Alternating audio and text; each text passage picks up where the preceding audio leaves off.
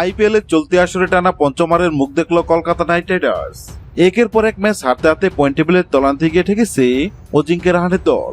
আর এই হারের পিছনে বড় কারণ হয়ে দাঁড়িয়েছে কেকেআর এর যাচ্ছে তাই বোলিং পারফরম্যান্স। ম্যাচ শেষে পুরস্কার বৃত্তি অনুষ্ঠানে আক্ষেপ করে মুস্তাফিজ রহমানকে নিয়ে বড় মন্তব্য করলেন অধিনায়ক রাহানে।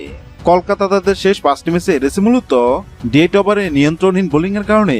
রাহানে অপকটে স্বীকার করেন, আমাদের বোলিং বিভাগ প্রত্যাশা পূরণ করতে পারছে না, বিশেষ করে শেষের দিকে রান আটকে রাখার মতো কার্যকরী বোলার আমাদের নেই। আমরা হয়তো ভুলে গেছিলাম মুস্তাফিজের মতো একজন বৈচিত্র্যময় বোলার আমাদের অপশন ছিল। ক্রিকেট বিশ্লেষকদের মতে কলকাতা যদি মুস্তাফিজকে স্কোয়াডে রাখতো এবং খেলাতো তবেই 5টি ম্যাচের মধ্যে 4টিতে জিতে পারত তারা। রাহানের কথাতে সেই সুর পাওয়া গেল। তিনি বলেন, মুস্তাফিজকে রাজনীতির কারণে দল থেকে বাদ দেওয়া ছিল আমাদের জন্য বড় ভুল।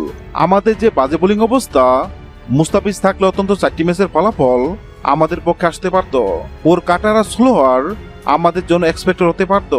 দেশের রাজনৈতিক পরিস্থিতি বা দলগত কন্ডিশনে দোহাই দিয়ে মুস্তাফিজকে ছেড়ে দেওয়া কেকেআরের জন্য আত্মঘাতী সিদ্ধান্ত ছিল, তা এখন প্রমাণিত। যেখানে চেন্নাই বা অন্যান্য দলগুলো একজন ভালো মানের পেসারের জন্য হাকার করছে, সেখানে কলকাতাকে ডুবতে হচ্ছে ঘরের ছেলেকে পর করে দেওয়ার মাসুলে। অজিঙ্ক্য রাহানের অসহায় মন্তব্য এখন সামাজিক যোগাযোগ মাধ্যমে ভাইরাল। কেকেআর এর ভক্তরা প্রশ্ন তুলেছেন, বাজে বোলিং এরই দোহাই কে নিবে?